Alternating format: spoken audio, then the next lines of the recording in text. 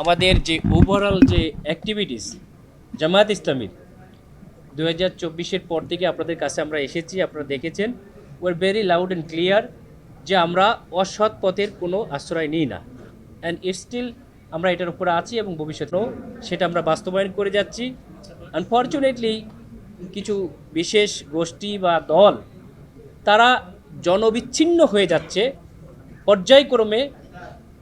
জনবিচ্ছিন্ন হওয়ার কারণে তারা যখন জনগণের কাছে কোনো প্রশ্রয় পাচ্ছে না এবং আমার আকাশচুম্বী জনপ্রিয়তা দেখে সেখানে প্রার্থী চেঞ্জ করেছে, কিন্তু এরপরও ক্ষান্ত হয় নাই। লোক লজ্জার ভয়ে মানুষের কাছে তারা লজ্জা পাওয়ার ভয়ে তারা মানুষের বিভিন্নভাবে বিতর্কিত করার চেষ্টা করছে। আমি ডাক্তার এস এম খালেদুজ্জামান, আমি বিএমডিসি রিকগনাইজড একজন। আপনারা দেখেছেন যে কিছুদিন আগে এই যে সুরভির একটা আদেশ হলো, সেই আদেশ আবার 3 ঘন্টার মধ্যে চেঞ্জ হয়ে গেল। সাকসু নির্বাচন আদালতের ঘাড়ে দিয়ে এটাকে নিষিদ্ধ করা হলো। একইভাবে ডাক্তারদেরও একটি স্বায়ত্তশাসিত সংগঠন, তারপরও আনফর্চুনেটলি কোনো একটা প্ল্যানের থাবায় প্ল্যান বাস্তবায়ন করতে যেয়ে এরকম প্রতিদ্বন্দ্বীর বিপক্ষে কিছু কথা আমাদের মনে হচ্ছে চলে আসতেছে। আমরা অত্যন্ত দুঃখ ভ্রাক্রান্ত হৃদয়ে আমরা অবজার্ভ করছি। আমরা তো আপনারা জানবেন এবং আরও অনেক সত্য বের হয়ে আসবে ইনশাল্লাহ। আমি তার একদিনের ডাক্তার না, আমি এবার কেড়ে কাজ করছি, যেখানে জয়েন্ট কমিশন ইন্টারন্যাশনাল তারা আমার আরও ভালো হতো বলে আপনার কাছে আমরা আশা করি।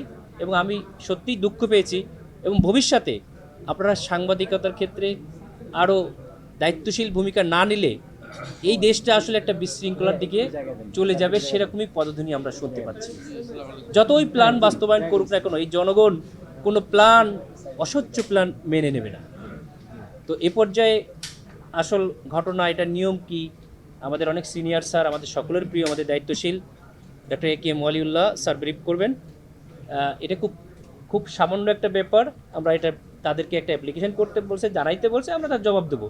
এটা নিয়ে এরকম বিশাল তোলকলম করার দরকার ছিল না। এটা করতে যে বরং আমি তো একটা রাজনীতির পেশে আসছি, কিন্তু আমি চাই না যে ভবিষ্যতে সংসদে এসএসসি পাস, ইন্টারমিডিয়েট পাস বা মমতাজের মতো গায়ক নায়করা আবার সংসদে যাক। কিন্তু অনেক কিছু বের হয়ে আসতেছে, কিন্তু যে কে এসএসসি পাস করতে যেও 2-3 বার ফেল করছে, এমনও সত্য চলে আসতেছে।